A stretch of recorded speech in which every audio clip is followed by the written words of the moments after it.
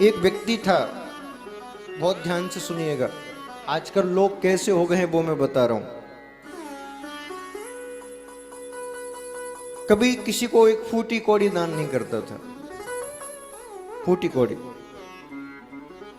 सब समाज वालों ने एकत्रित होकर कोई बड़ा कार्यक्रम करवाया, आयोजन हुआ, तो सबसे कुछ ना कुछ सहयोग लिया, क्योंकि जो बड़े आयोजन होते हैं बिना समाज के सहयोग के नहीं होते।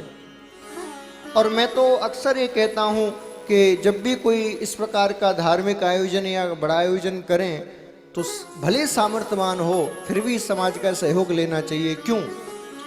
उससे दो फायदे होते हैं। क्या? एक तो समाज का साथ मिल जाता है और दूसरा हम अहंकार से बच जाते हैं।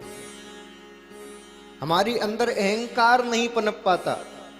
यदि इतना बड़ा आयोजन 10-20 लाख आदमी रोज आ रहे हैं, अकेला व्यक्ति कर दे, अकेला पैसा खर्च कर दे तो अहंकार आ जाएगा। मैंने इतना कर दिया, मैं करने वाला हूं और ये मैं ही मार देगा। मैं अक्सर कहता हूं कथा कराना बड़ी बात नहीं है, कथा करा के पचाना बड़ी बात है। पचाना, यज्ञ करके इसको पचा लेना वो बड़ी बात है। लोग पचा नहीं पाते। मैं बस इसी में लगे रहते हैं।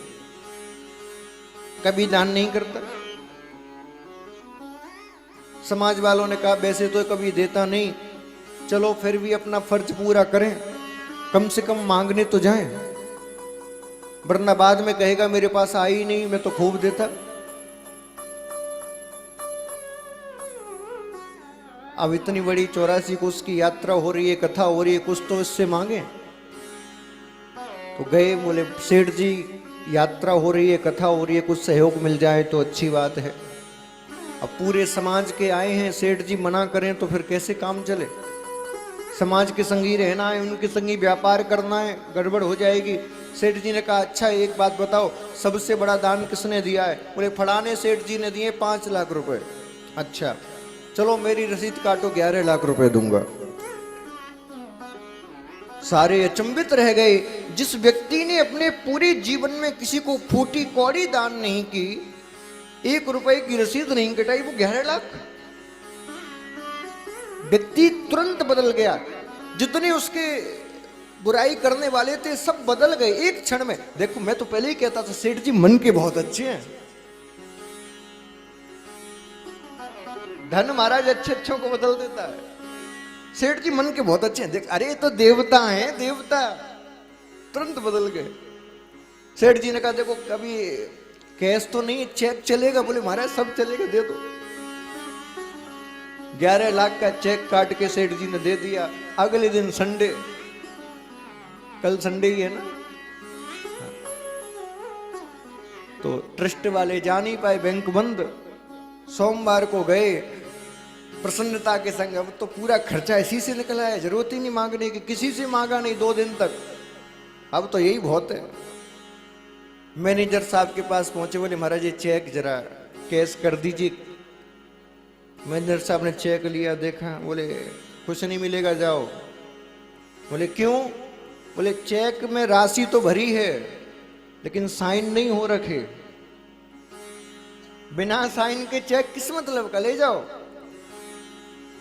सबने सोचा सेठ जी जल्दीबाजी में साइन करना भूल गए होंगे। अब जल्दबाजी में लोग भूल ही जाते हैं। इतने बड़े सेठ हैं, इतने बड़े दानी हैं, छोटी मोटी चीज भूल जाते हैं।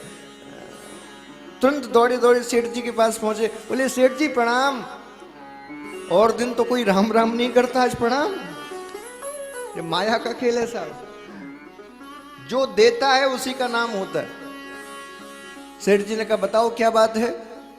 बोले वो कल हम परसों आए थे ना आपके पास दान लेने। बोले हाँ। आपने 11 लाख का चेक दिया था? बोले हाँ।